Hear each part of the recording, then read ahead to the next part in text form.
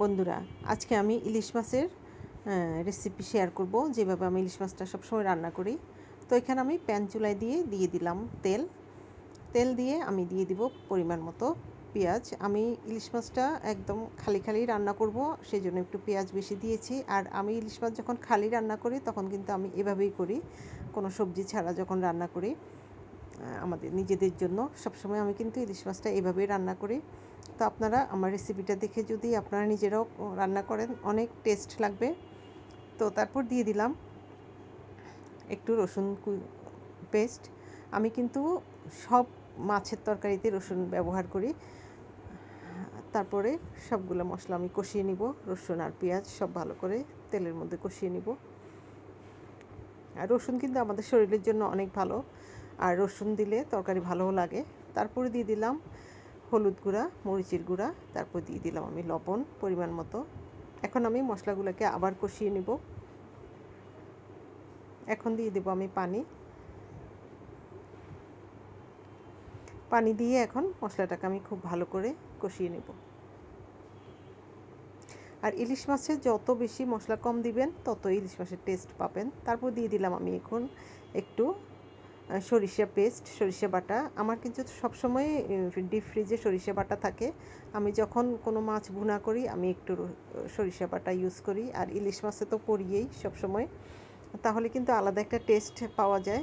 হ্যাঁ, তো এটা অবশ্য সরিষা ইলিশ বলা যাবে না এটাকে। সরিষা ইলিশ যখন আমি রান্না করি সেটা কিন্তু আর একটু স্পেশাল করে রান্না করি।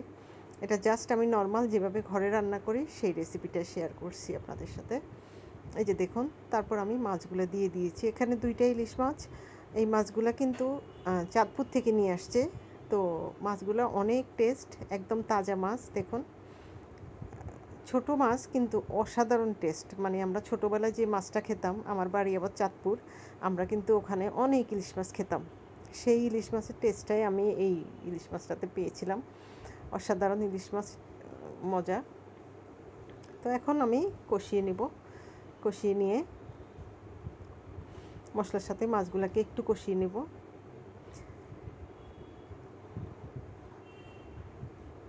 কষিয়ে আমি দিয়ে দিব পরিমাণ মতো পানি, দিয়ে আমি ঝোল দিয়ে দেব।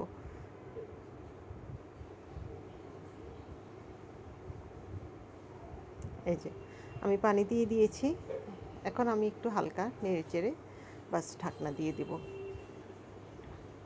আমি 2টা কাঁচামরিচের মাথা ফেলে দিয়ে দিয়েছি। একটু মাথাটা ভেঙে দিবেন, তাহলে স্মেলটা বের হবে। আমি ঠিক ঝালটা তাহলে আর বের হবে না। আমি জাস্ট স্মেলের জন্য দিয়েছি, ঝালের জন্য না। কাঁচামরিচের স্মেলটা তরকারিতে অনেক টেস্ট করে। তারপর আমি ঢাকনা দিয়ে ঢেকে দিলাম। এখন 10-15 মিনিট পর আমি ঢাকনাটা তুলে দেখুন আমার কারিটা হয়ে গিয়েছে। আমি খুব বেশি শুকাবো না, কারণ ইলিশ মাছের ঝোল তো বুঝে নিই, এটা খেতে অনেক টেস্ট। একটুখানি দিয়ে ভাত দিয়ে খাওয়া যায়, সামান্য একটু ইলিশ মাছের ঝোল দিয়ে। তো আমার কারিটা হয়ে গিয়েছে, এখন আমি নামিয়ে নিব।